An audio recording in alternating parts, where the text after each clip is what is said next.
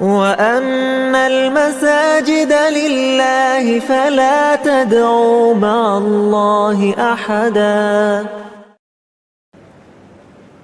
جماعت پر اعتراضات ہوتے ہیں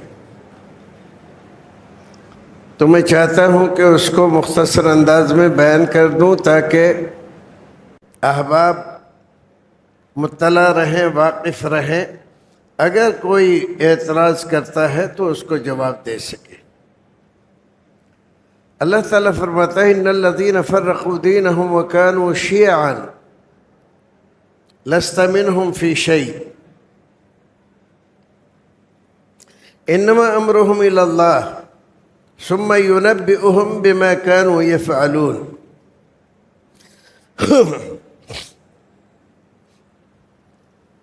اللہ تعالیٰ فرماتا ہے ان الذین فرقوا دینہم، جن لوگوں نے اپنے دین کو ٹکڑے ٹکڑے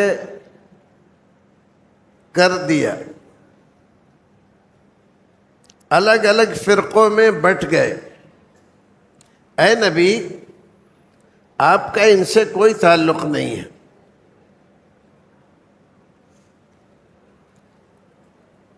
لست منہم فی شیء، نہ ان کا آپ سے کوئی تعلق ہے، نہ آپ کا ان سے کوئی تعلق۔ انما امرہم الی اللہ،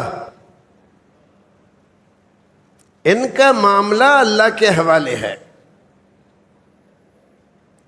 ثم ینبئہم بما کانوا یفعلون، قیامت کے دن اللہ رب العزت ان کو بتلائے گا کہ یہ جو کچھ کرتے تھے، جو کچھ کہتے تھے، وہ حق تھا یا باطل تھا۔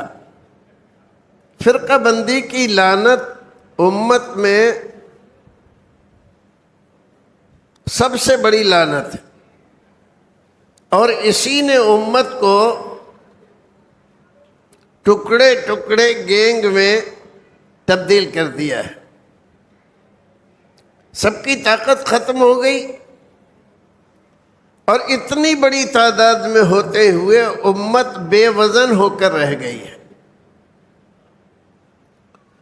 تو اسلام اور قرآن فرقہ بندی کے خلاف ہے، اور فرقے نہیں بنانا چاہیے، نہ فرقہ بندی کی حمایت میں رہنا چاہیے۔ جو بات ہم نے کہی یہ بات تو سبھی کہتے ہیں، فرقہ بندی مت کرو، فرقے فرقے مت بٹ جاؤ، لیکن یہ کوئی نہیں بتاتا کہ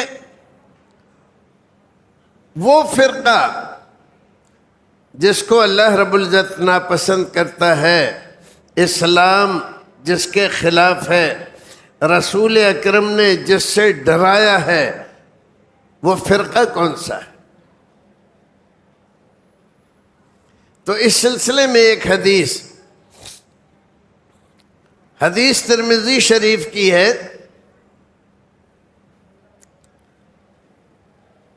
رسول اکرم صلی اللہ علیہ وسلم نے بطور پیشن گوئی فرمایا۔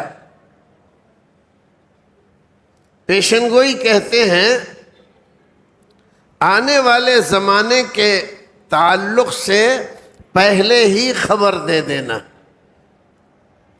تو آپ نے فرمایا ستتفرق امتی علی 73 فرقہ، میری امت بھی عنقریب 73 فرقوں میں بٹ جائے گی۔ یہود و نصارہ 72 فرقوں میں بٹے تھے، میری امت اس میں بھی آگے بڑھ کر 73 فرقوں میں بٹ جائے گی۔ اور یہ بات ہمارے لیے، امت مسلمہ کے لیے بہت ہی خطرناک ہے۔ آپ فرماتے ہیں کلہم فی النار الا واحدا، یہ سارے فرقے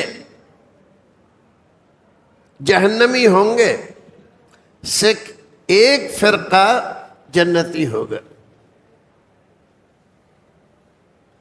اب یہ تو بڑی تشویش کی بات ہوگی۔ ہماری امت مسلمان لاکھوں کروڑوں کی تعداد میں دنیا میں موجود ہے، اور انڈونیشیا کے بعد سب سے بڑی تعداد مسلمانوں کی یہاں ہندوستان میں ہے۔ اور یہ فرقوں میں بٹے ہوئے ہیں، اور آئے دن فرقے بنتے رہتے ہیں،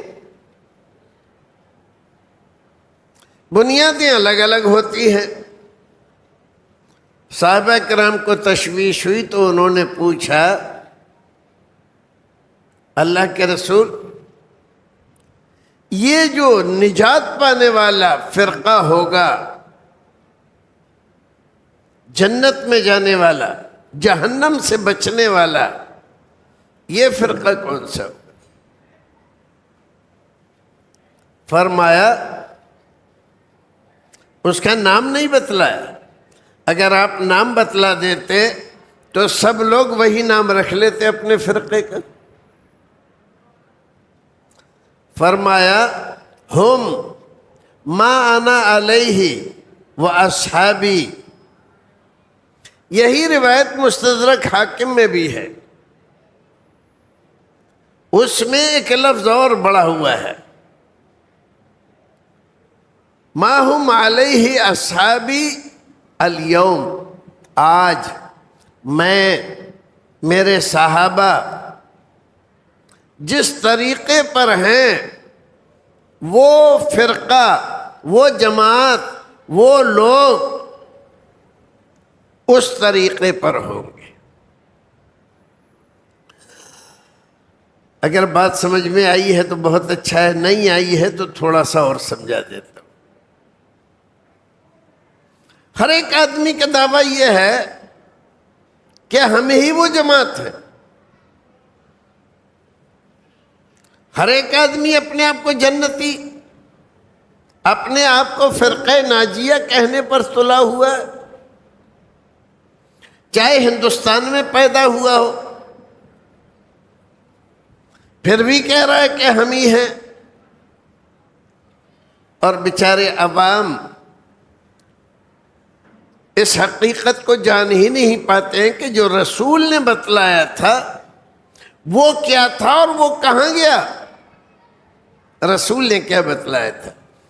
دو باتیں، میں جس طریقے پر ہوں، میرے صحابہ جس طریقے پر ہیں، اس طریقے پر جو فرقہ ہوگا وہی جنتی ہوگا۔ اب ہم اگر دیکھیں آج کے زمانے میں جتنے بھی فرقے ہیں، یہ سارے فرقے کیا صحابہ کرام اور رسول اکرم کے طریقے پر ہیں؟ کہتے سب ہیں کہ ہم قرآن و حدیث کو فالو کرتے ہیں، اس میں بھی کوئی شک نہیں کہ سب کا دعویٰ یہی ہے کہ ہم قرآن و حدیث پہ چل رہے۔ اب ذرا ایک بات پہ غور کریں آپ، کیا صحابہ کرام مقلد تھے؟ ایک چھوٹی سی باتیں تو اور کئی زیادہ ہیں، لیکن صرف ایک دو بات بتا دو۔ کیا صحابہ کرام مقلد تھے؟ تقلید کرتے تھے؟ پتہ چلے گا کہ نہیں۔ صحابہ کرام کسی کے مقلد نہیں تھے، پھر وہ بات کس کی مانتے تھے؟ اگر مقلد نہیں تھے تو بات تو رسول کی مانتے تھے۔ آپ کے زمانے میں اگر کوئی اختلاف ہوتا تو کس کی بات مانتے؟ رسول کے پاس جاتے، آپ کو بتلاتے ایسا ایسا معاملہ ہے، تو آپ بتاتے کہ ایسا کرو ایسا مت کرو، بات ختم ہو جاتی، بڑے بڑے جھگڑے ختم ہو جاتے۔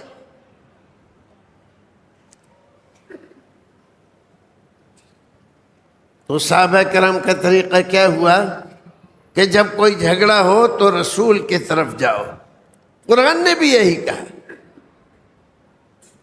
وَأَطِيعُوا اللَّهَ وَأَطِيعُوا اللَّهَ وَأَطِيعُوا الرَّسُولَ وَأُولِي الْأَمْرِ مِنْكُمْ، فرما برداری اور اطاعت کرو اللہ کی، اور اطاعت کرو رسول کی۔ اور یہاں دو بارہ لفظ اطاعت نہیں استعمال کیا، وَأُولِي الْأَمْرِ مِنْكُمْ اسی پر عطف کر کے کہہ دیا۔ اور جو تم میں اولی الامر ہے، امیر ہے، خلیفہ ہے، بادشاہ ہے، اس کی بات مانو۔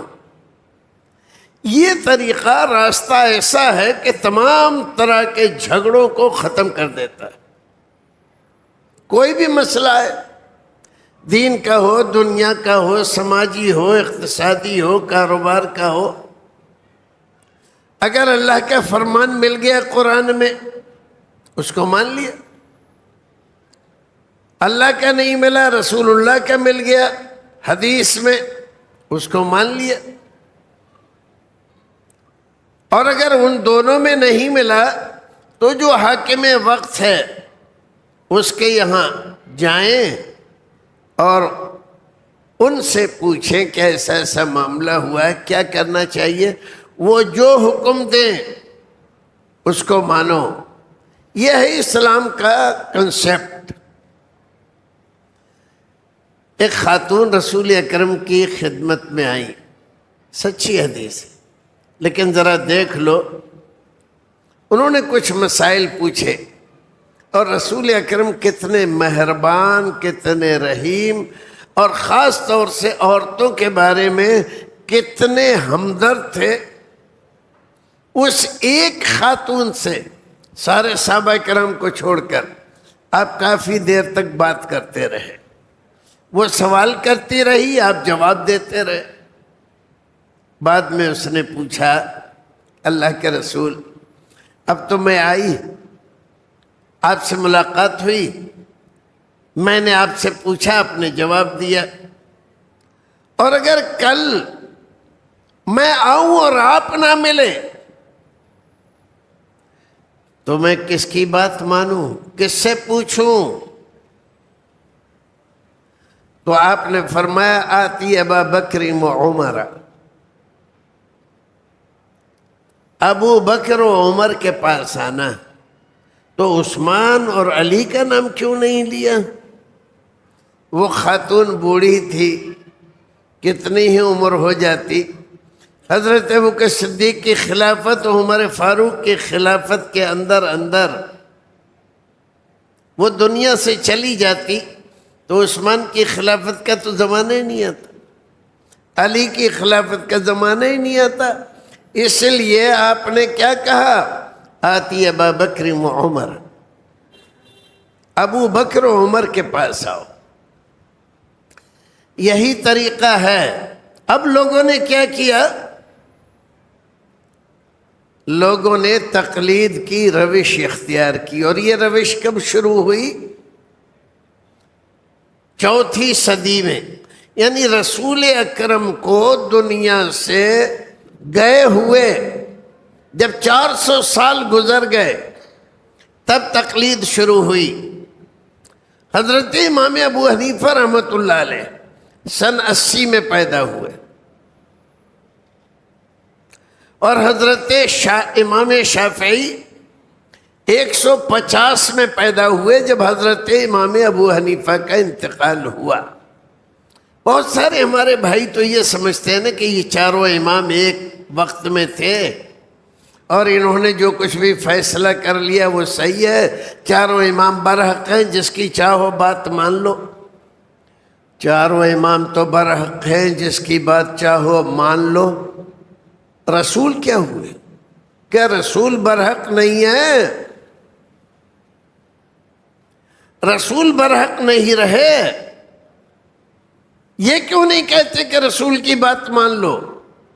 تو رسول کی بات ماننے میں جھگڑا ہے۔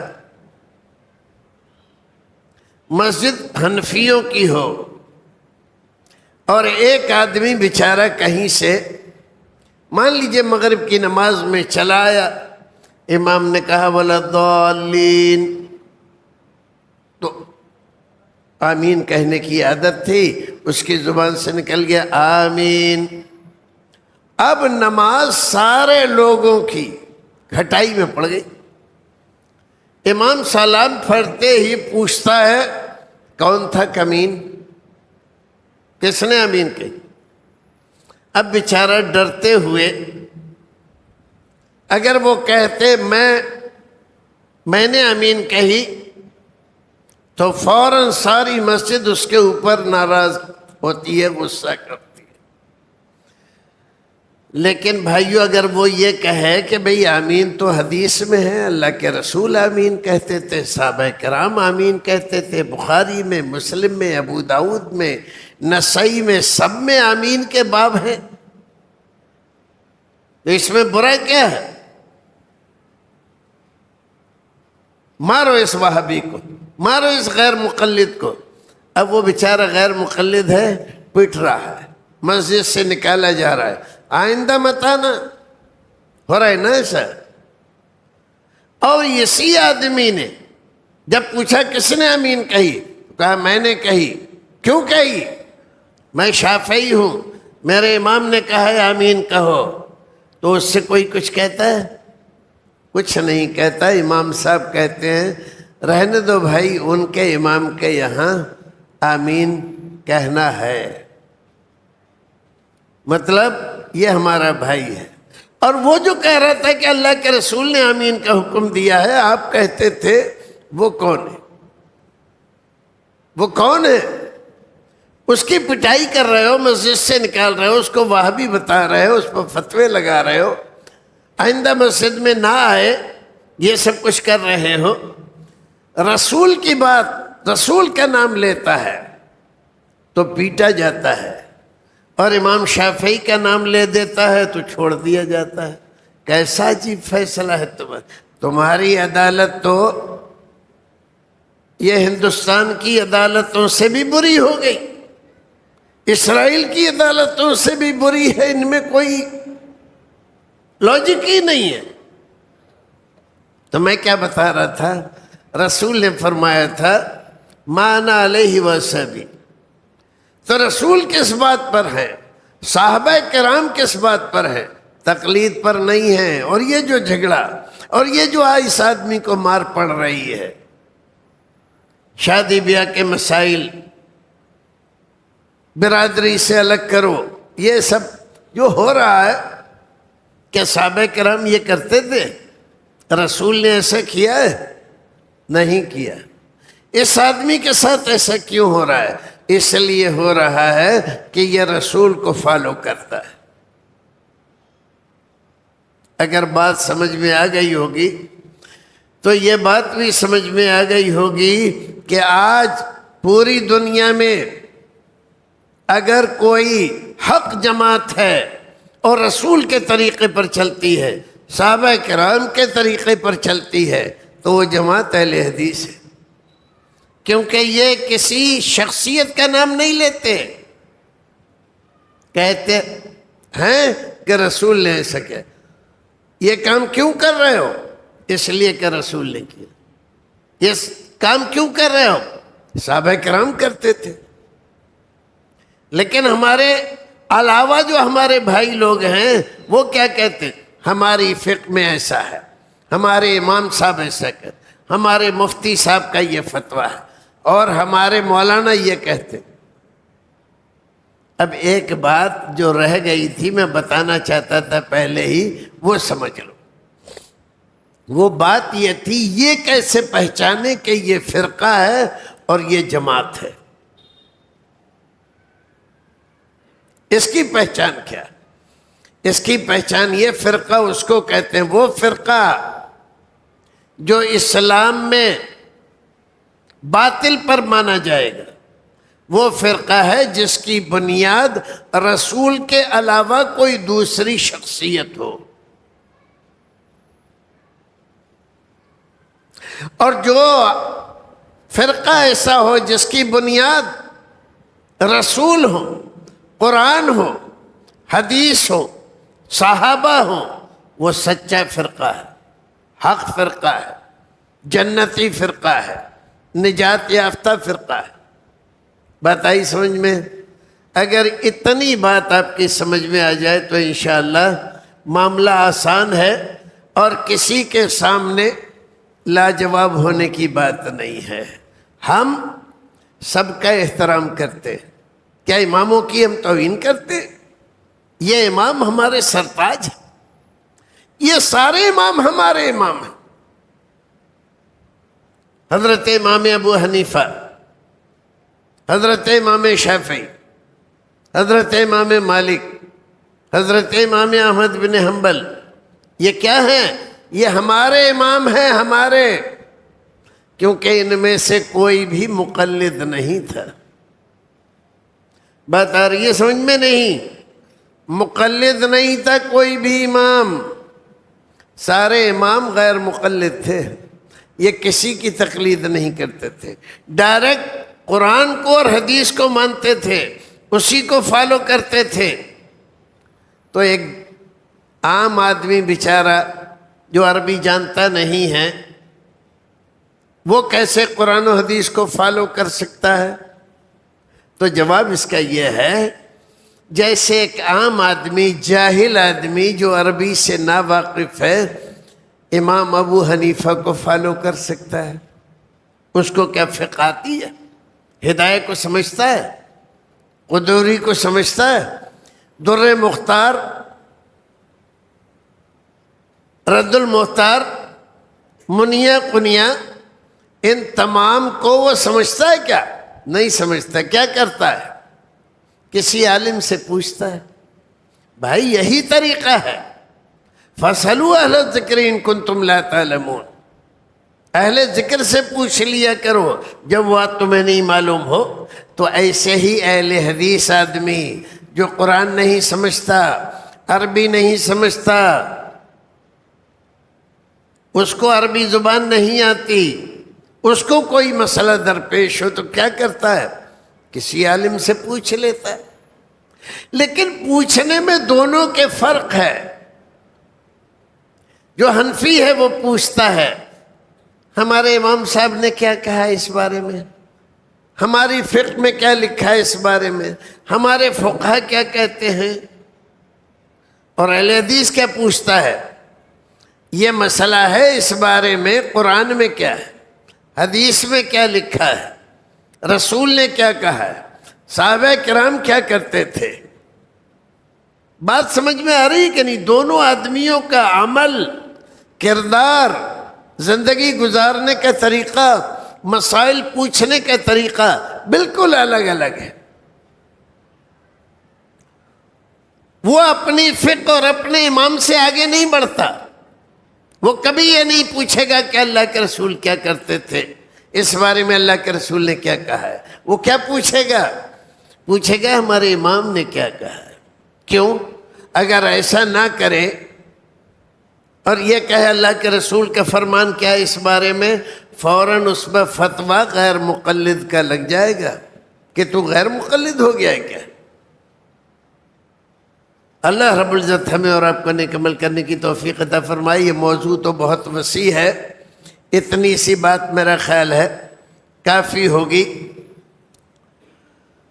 اللہ تعالیٰ سورہ اعراف، سورہ اعراف، اعراف ایک مقام ہے جنت اور جہنم کے درمیان۔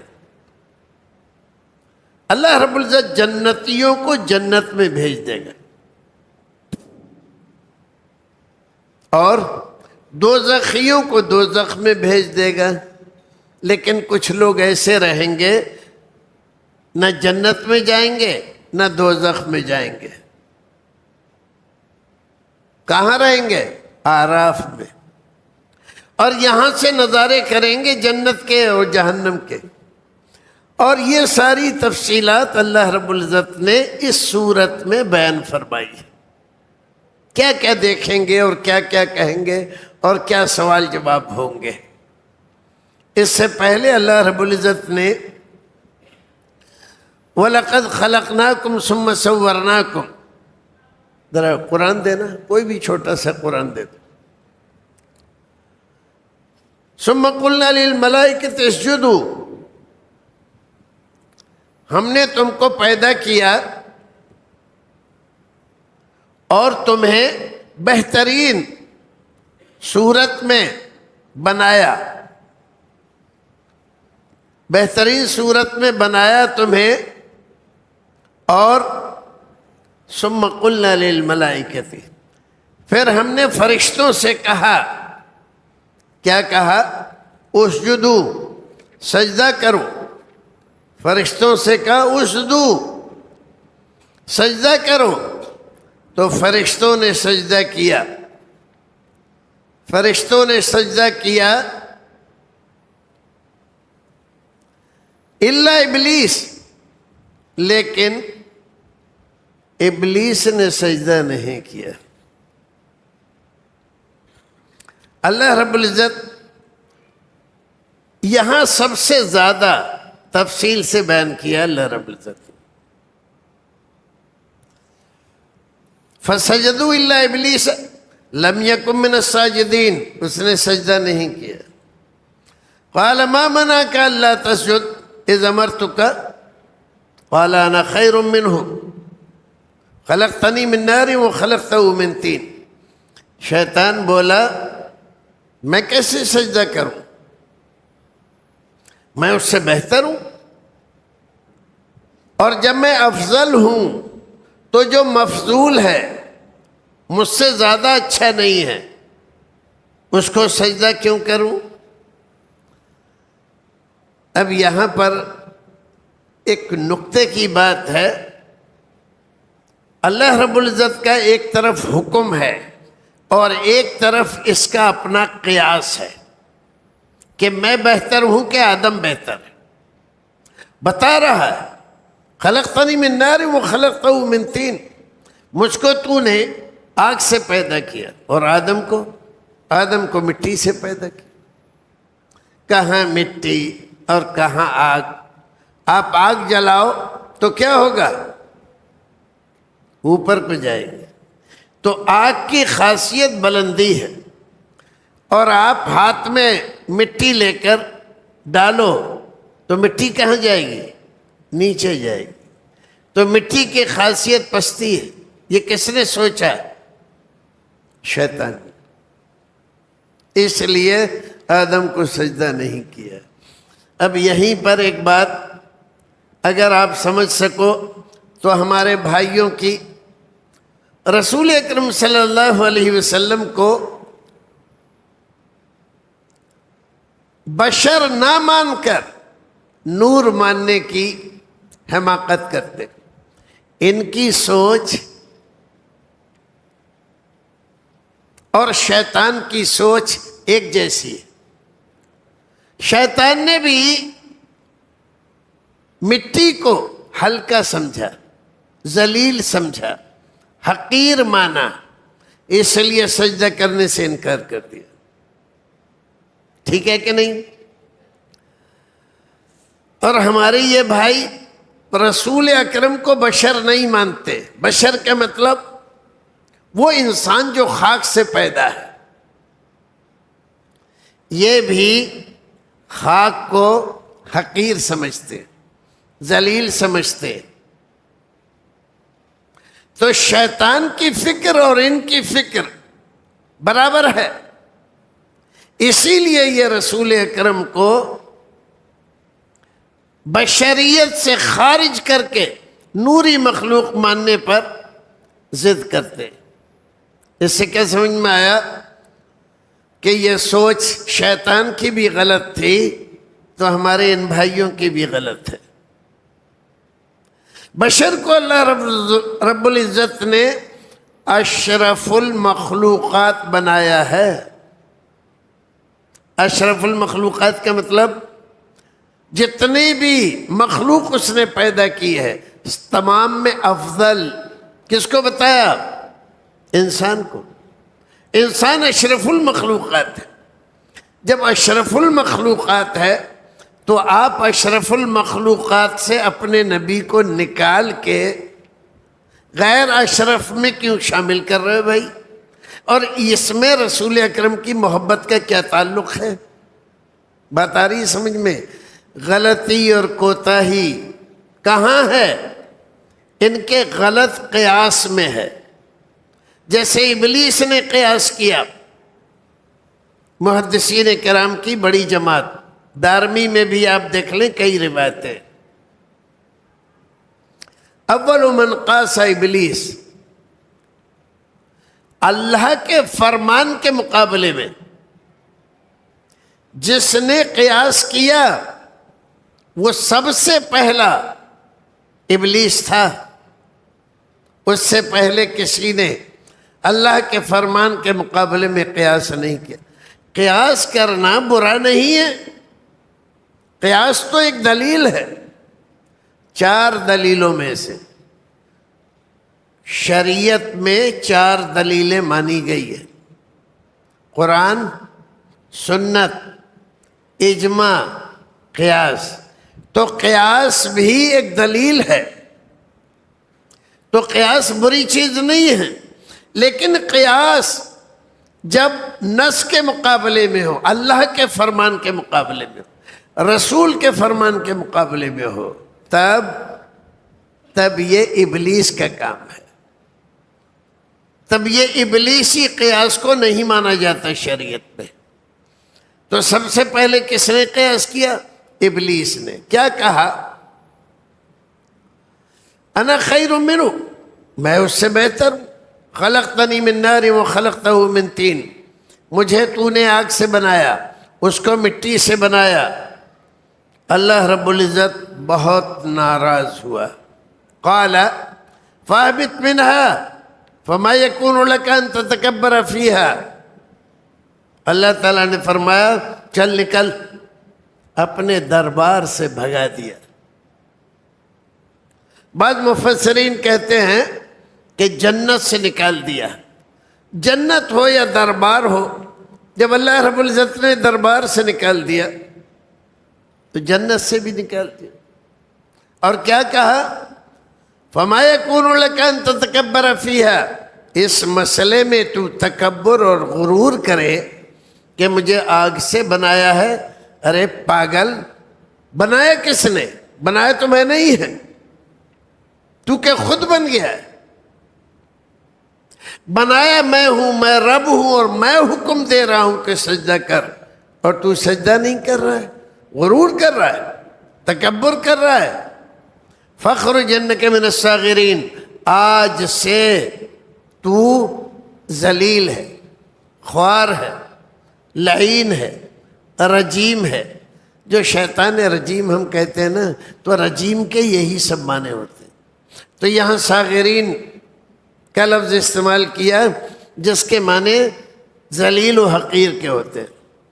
قال انظرنی الی یوم یبعثون، جب اللہ نے یہ کہا تو کہنے لگا اے اللہ اب تو مجھے نکال تو رہا ہی ہے، دربار سے بے دخل کر دیا، میری فضیلتیں چھین لی، انظرنی الی یوم یبعثون، تو میں ایک درخواست کرتا ہوں۔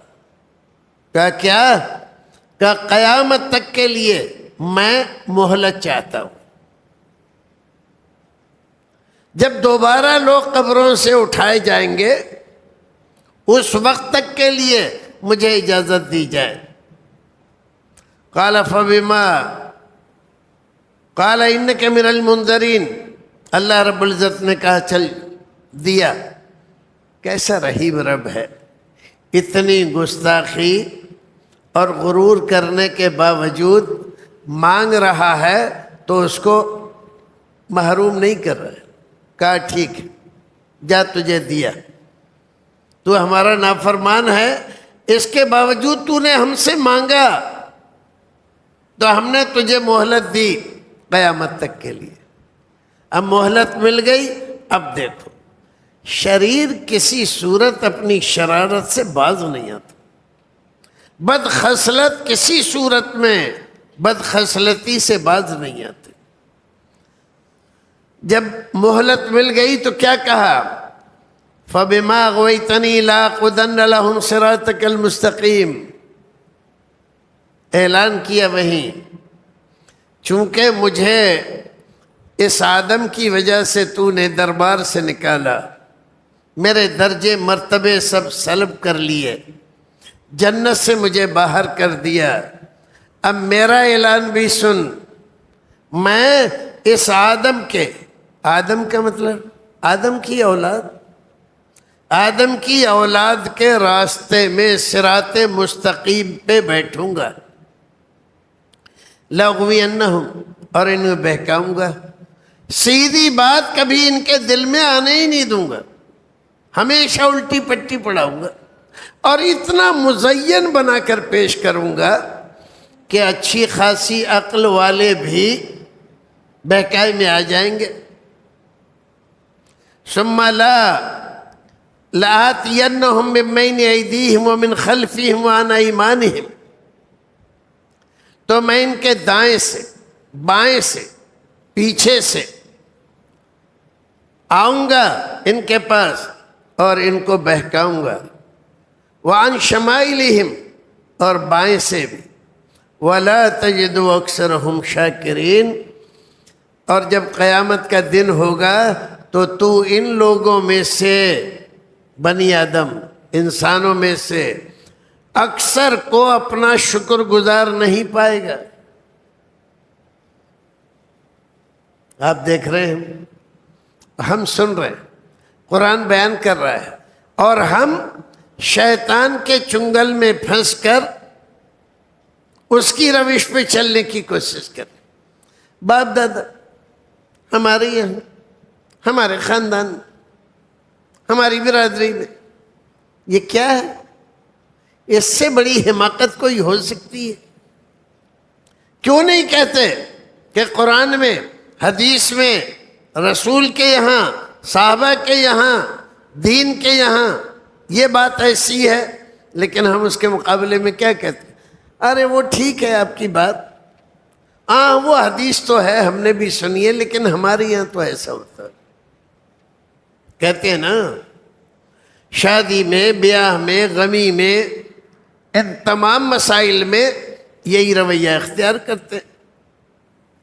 قال اخرج منها مذءوما مدحورا، اللہ تعالیٰ نے کہا چل نکل یہاں سے، تو ذلیل ہے، خوار ہے۔ لمن تبعک منہم، اگر بنی آدم نے، انسان کی اولاد نے، آدم کی اولاد نے تیری فرما برداری کی، لَأَمْلَأَنَّ جَهَنَّمَ مِنْكُمْ أَجْمَعِينَ، تو میں ان اور تجھ دونوں کو جہنم میں ڈال دوں گا۔ آج آدم کی فضیلت میں نے رکھی ہے، اس کو سجدہ نہ کرنے کی وجہ سے تجھے شیطان رجیم قرار دیا، اپنے دربار سے نکالا، تیرے درجے مرتبے سلب کیے۔ لیکن کل کو اگر یہی انسان جس کو آج میں نے سجدہ کرایا ہے، میری بات نہ مان کر تیری بات مانتا ہے، تو اس کو بھی میں تیرے ساتھ جہنم میں ڈالوں گا۔ وَيَا اسْكُنْ أَنْتَ وَزَوْجُكَ الْجَنَّةَ فَكُلَا مِنْ حَيْثُ شِئْتُمَا وَلَا تَقْرَبَا، اور آدم سے کہا کہ آدم جاؤ تم جنت میں رہو۔ اس وقت تک آدم علیہ السلام کی بیوی نہیں تھی، جنت میں گئے، اب اکیلے آدمی، کتنی اچھی جگہ ہو، کچھ ہو، اکیلا کیا کرے گا، ٹو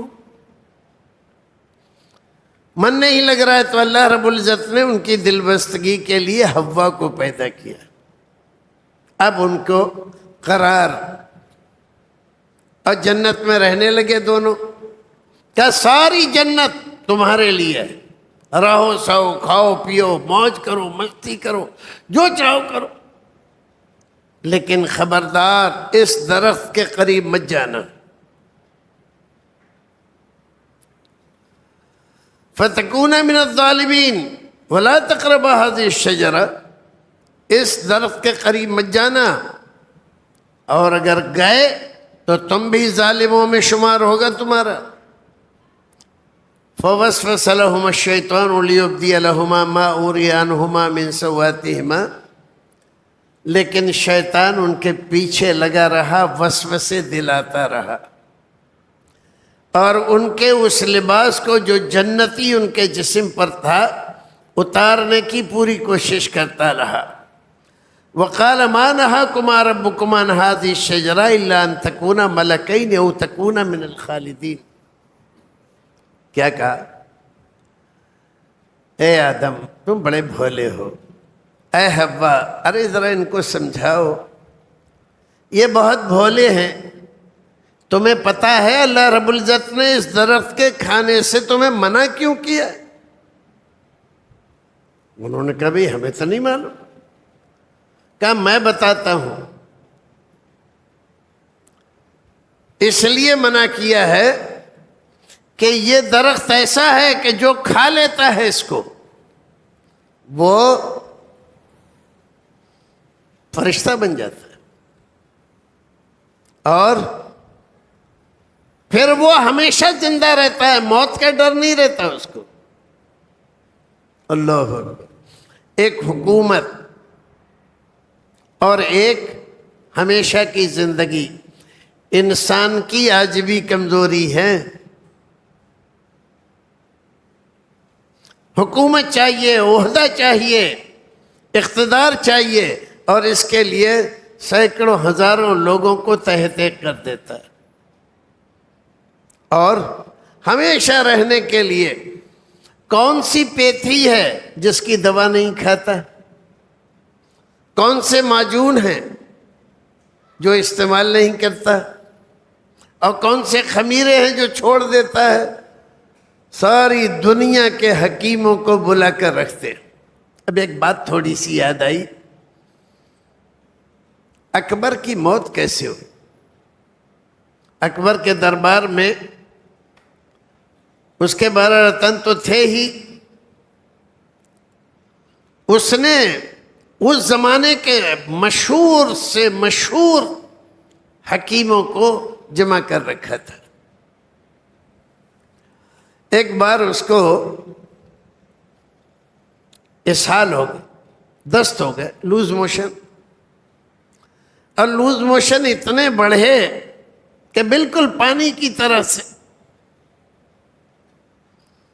تو شاہی حکیم آیا، اس نے دوا دی، کہا سر پریشان ہونے کے بعد نہیں، شام تک ٹھیک ہو جائیں گے۔ شام ہوئی، کچھ بھی نہیں ہوئی۔ پھر بلایا اس کو، تو اس نے دوا بدلی، کہا صبح تک ٹھیک ہو جائیں گے۔ صبح کو بھی وہی حال ہے۔ پھر اس کو بلایا، اور حکیموں کو بلایا، اور لوگوں کو، اور حکیم کئی سارے جمع ہو گئے۔ ایک حکیم نے ایک نسخہ تجویز کیا، حکیم نے نسخہ تجویز کیا، کہا اس سے آپ بالکل لوز موشن آپ کے بند ہو جائیں گے۔ کہا کہ اتنے دنوں سے دوا کھلا رہے ہو، اب کچھ تو ہو نہیں رہا ہے تمہارے اس سے۔ تو اس نے سامنے میں پریکٹیکل کر کے دکھایا، پانی منگایا ایک گلاس میں، اور اس میں سے ایک چٹکی اس پانی میں اپنی دوا گھولی اور اس کو چلا دیا، پانی جم گیا۔ کیا دیکھ رہے ہیں آپ، یہ دوا اتنی پاورفل ہے، تو آپ کے دست کیا ہیں، یوں چٹکی میں رک جائیں گے؟ کہا ٹھیک ہے۔ وہی نسخہ کھایا، لیکن افاقہ نہیں ہوا۔ تو کہا اس کو، یہ نسخہ جب اتنا پاورفل ہے تو کوانٹٹی بڑھاؤ۔ ایک چٹکی دے رہا تھا کہ نا زیادہ دو، تو ایک چٹکی سے زیادہ دوا دی، نتیجہ کیا ہوا؟ سارا پیٹ جام ہو گیا، اور مغل اعظم صاحب مر گئے۔ بھائیو عزیزو، موت کا کوئی علاج نہیں، کوئی دوا، کوئی پیتھی، کوئی گولی، کوئی خمیرہ، کوئی معجون، کوئی جوارش کام نہیں کرتی جب موت کا وقت ہوتا ہے۔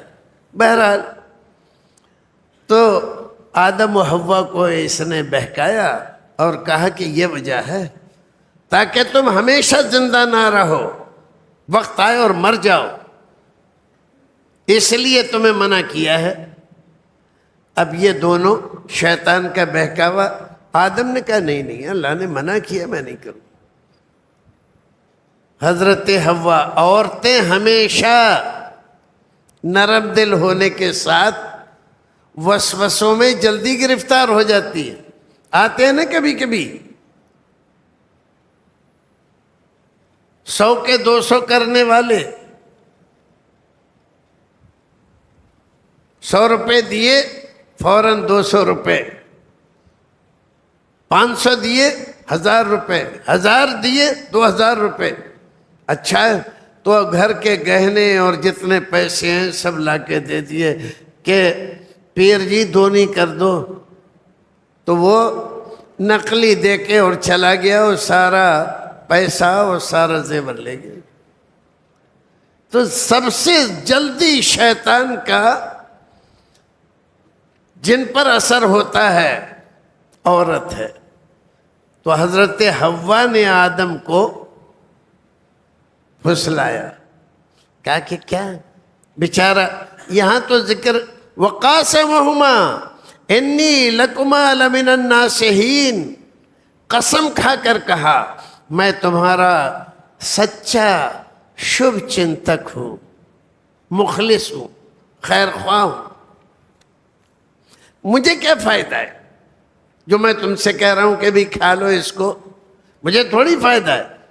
ارے بھائی آپ کی حکومت ہمیشہ رہے گی، آپ ہمیشہ زندہ رہو گے، مجھے تھوڑی فائدہ ہو رہا ہے، میں تو آپ کی خیر خواہی میں کہہ رہا ہوں۔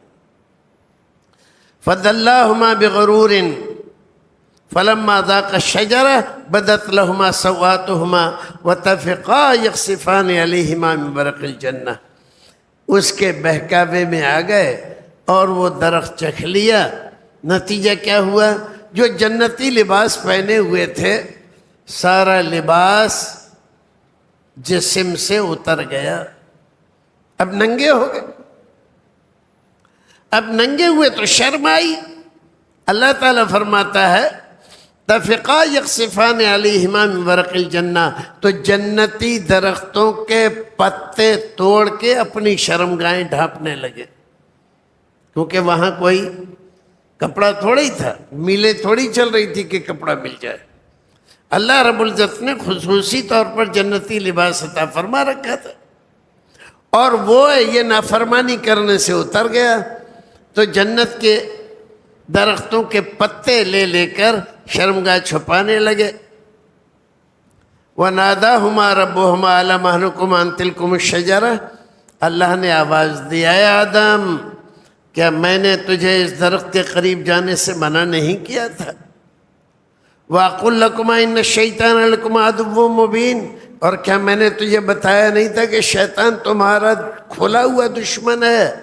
قَالَا، تو دونوں کہنے لگے ربنا ظلمنا انفسنا وَإِن لَّمْ تَغْفِرْ لَنَا وَتَرْحَمْنَا لَنَكُونَنَّ مِنَ الْخَاسِرِينَ، ربنا، اے ہمارے رب، ظلمنا انفسنا، ہم نے ہی اپنے اوپر ظلم کیا، وَإِن لَّمْ تَغْفِرْ لَنَا وَتَرْحَمْنَا، اگر تو ہمیں نہیں بخشے گا اور ہمارے اوپر رحم نہیں فرمائے گا، لَنَكُونَنَّ مِنَ الْخَاسِرِينَ، تو ہم تو کہیں کے نہیں رہیں گے۔ اور یہی دعا آخر قَالَ اهْبِطُوا بَعْضُكُمْ لِبَعْضٍ عَدُوٌّ وَلَكُمْ فِي الْأَرْضِ مُسْتَقَرٌّ وَمَتَاعٌ إِلَىٰ حِينٍ۔ آگے بھی یہ قصہ، تو یہی میں کہہ رہا تھا کہ یہاں پر اس صورت میں یہ واقعہ سب سے زیادہ طویل بیان کیا اللہ رب العزت نے پوری تفصیل سے، اور جگہوں پر تو اشارے کیے ہیں۔ دنیا میں بھیج دیا، آج ہم دنیا میں ہیں۔ اس دنیا میں ہمارے بہت سارے بھائی یہ سمجھتے ہیں کہ اس دنیا میں ہم عیش و آرام کرنے کے لیے آئے ہیں، کھانے پینے موج مستی کے لیے آئے ہیں۔ نہیں بھائیو، اس دنیا میں آپ آئے ہو ایک غلطی کے نتیجے میں، تو اپنے آپ کو اللہ کی رحمت اور اس کی مغفرت سے سنوارو، اور ہمیشہ مغفرت کی دعا کرتے رہو، استغفر اللہ ربی من کل ذنب واتوب الیہ، تب اللہ رب العزت دوبارہ تمہیں اس جنت میں جگہ دے گا، ورنہ جنت ملنے والی نہیں ہے۔ اللہ رب العزت ہمیں اور آپ کو نیک عمل کرنے کی توفیق عطا فرمائے۔